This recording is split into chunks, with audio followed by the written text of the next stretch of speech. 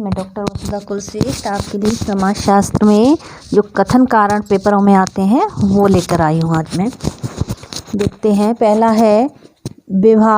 कथन है, विवाह दो व्यक्तियों में नितांत संवेगात्मक संबंधों के रूप में बढ़ती हुई प्रगाढ़ता है।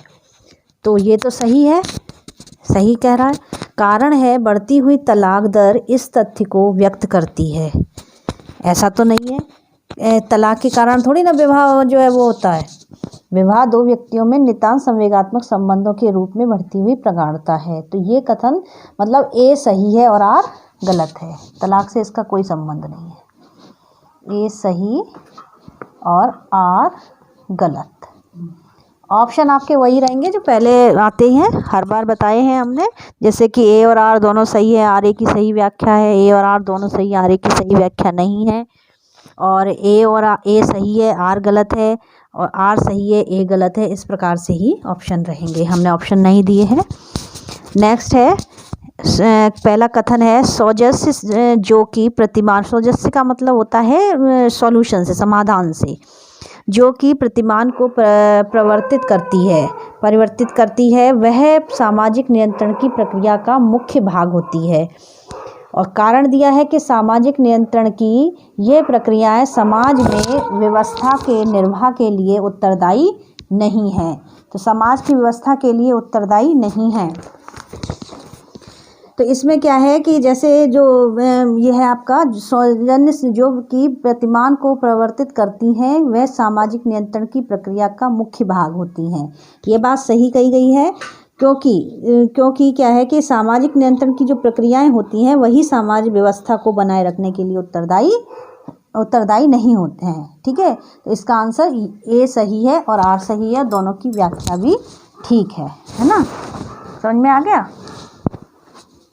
ए और आर दोनों सही,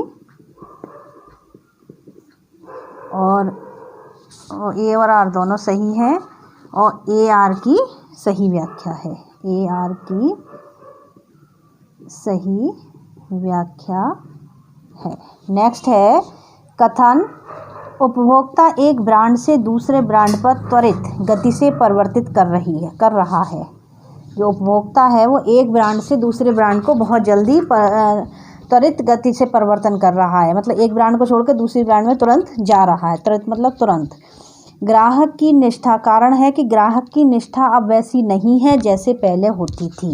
तो कहने का मतलब ये हो गया कि ग्राहक पहले की तरह एक ही ब्रांड की वस्तु जैसे लेना पसंद करता था, परंतु अब ऐसा नहीं है, क्योंकि क्या है कि उन्होंने जो मूल्य एवं जो वस्तु की गुणवत्ता को ध्यान में रखकर कार्य करने लगे हैं, है ना। और इसलिए वो दूसरे ब्रांडों को भी लेना उन्होंने शुरू कर दिया है। उसका कारण क्या है कि व्यक्ति जो है शिक्षित होता जा रहा है। उपभोक्ता की कहने का मतलब कारण है कि शिक्षा दर में वृद्धि होती जा रही है। ठीक है, तो इसमें आपका ए और आर दोनों सही है, यही, और आर ए की सही व्याख्या है। ए और आर दोनों सही हैं, ए आर की सही व्याख्या है। ठीक है।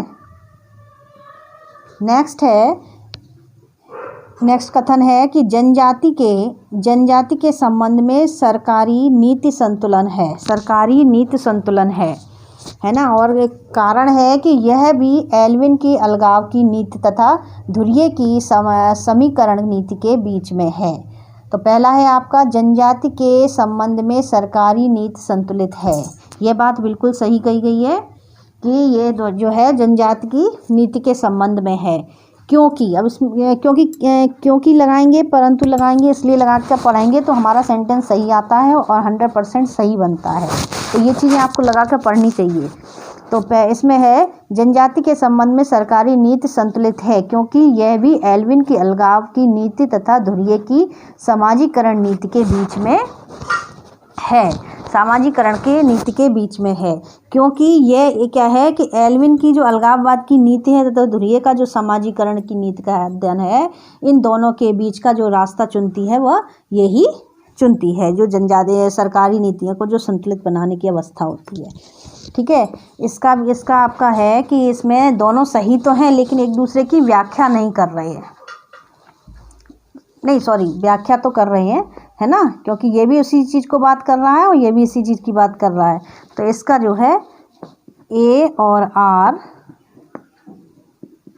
दोनों सही हैं, ए आर की सही व्याख्या है।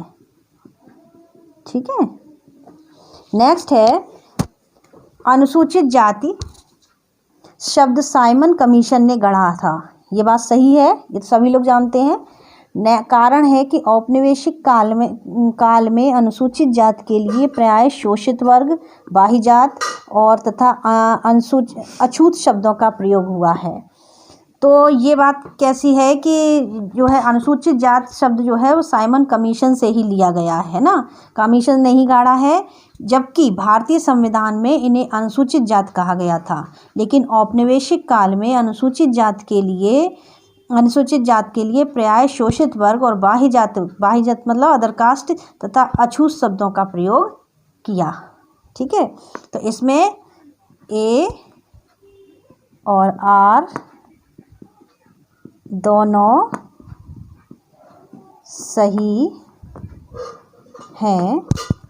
ठीक है, दोनों सही हैं। ए आर की सही व्याख्या नहीं है, ए आर की सही व्याख्या नहीं है। ठीक है। नेक्स्ट है कथन है तेलंगाना आंदोलन महत्वपूर्ण आमुख कृषक आंदोलन से एक है। सही बात है, कृषक आंदोलन के लिए हुआ था तेलंगाना आंदोलन, ठीक समझ में आ गया। नेक्स्ट है भारतीय राष्ट्रीय कांग्रेस ने इसे प्रभावशाली नेतृत्व प्रदान किया था। ऐसा किया था? ऐसा नहीं किया था। इन्होंने क्या था कि जो है किसानों के लिए विशेष योगदान की बात करी थी। इन्होंने किसानों के विशेष योगदान की बात करी थी, ना कि राष्ट्रीय कांग्रेस की बात करी थी। ठीक है। तो इसमें क्या होगा हमारा कि ए सही है और आर गलत है। ठीक है ना। नेक्स्ट क्वेश्चन पे आ जाते हैं हम लोग। नेक्स्ट है आरक्षण की नीति पिछड़े वर्ग से अभिजात नहीं होती। ये कथन है। कारण है कि जनगणना रिपोर्ट राजनीतिक उद्देश्यों के लिए संप्रयोजन गलत प्रस्तुत की जाती है। तो जो जनगणना की जो रिपोर्ट है, कह सकते हैं कि जनगणना रिपोर्ट हमेशा त्रुटियों से मुक्त नहीं होती। ये बात तो ठीक है कि त्रुटियों से मुक्त नहीं होती है, लेकिन हम ये कहें कि पूरी तरह से गलत होती है, ऐसा नहीं है। क्योंकि क्या है कि ये भी जो है मानव क्रियाओं का ही परिणाम होती है, तो उसमें छोटी मोटी भूल चूक तो थोड़ी बहुत तो भूल चूक हो ही जाती है। तो इसका भी जो है ए सही है और आर गलत है। पूरी तरह से हम ये नहीं कह सकते कि गलत है ना। तो ए सही और आर गलत है। ठीक है। नेक्स्ट है आरक्षण की नीति पिछड़े वर्ग में से अभिजात वर्ग को जन्म देती है। ये कथन हो गया। कारण है आरक्षण के लाभों का उनके द्वारा आधिपत्य किया गया है। इसमें भी ये वही है कि दोनों सही हैं और दोनों की व्याख्या है, यानी इसमें भी आरक्षण की बात कही जा रही है और उसका ही जो है लाभों की बात कही जा रही है। तो ए सही नहीं, ए और आर दोनों सही हैं। ए आर की सही व्याख्या है। ठीक है। नेक्स्ट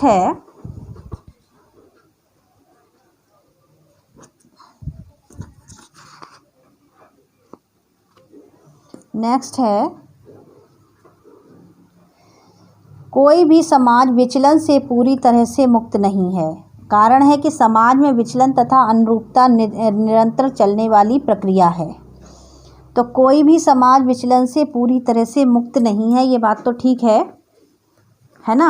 और दूसरी बात कह रहे हैं कि समाज में विचलन तथा अनुरूपता निरंतर चलने वाली प्रक्रिया है। कहने का मतलब है कि जो हमारी जो कह सकते हैं जो व्यक्तियों के जो व्यवहार की जो मुख्य रूप से जो विचलन होते हैं वो होते हैं तो दो प्रकार के होते हैं, एक तो अनुरूप होते हैं, एक प्रतिकूल होते हैं। तो दोनों रूप से होते हैं। तो कह सकते हैं हम लोग कि जैसे कोई भी समाज विचलन से पूरी तरह से मुक्त नहीं है, क्योंकि समाज में विचलन तथा अनुरूपता निरंतर चलने वाली प्रक्रिया, यानी विचलन और अनुरूपता दोनों ही जो है निरंतर चलने वाली प्रक्रियाएं दोनों ही साथ चलती हैं।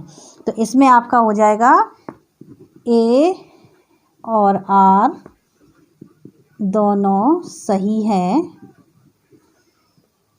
ए आर की सही व्याख्या है। ठीक है, क्योंकि और इसलिए परंतु लगाकर ही पढ़ेंगे तो कथन कारण हमेशा सही रहेंगे। नेक्स्ट है वियतनाम युद्ध के समय अमेरिका समाज सक्रिय नहीं था। कारण है कि युद्ध समाज में आंतरिक एकता जुटता लाता है। आंतरिक एकता जो होती है वो जुटता लाती है, एकजुटता लाती है। ये एक शब्द है, एकजुटता लाती है।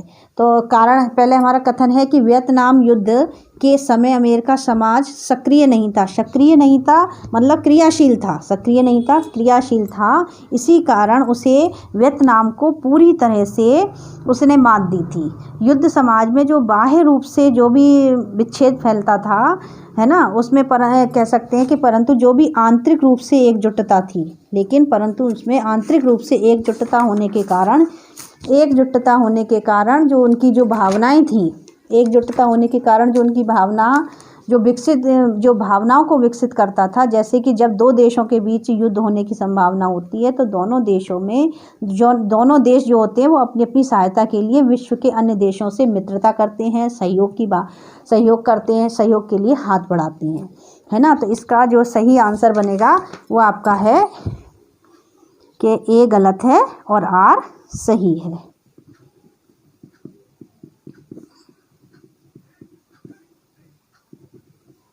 आर सही है।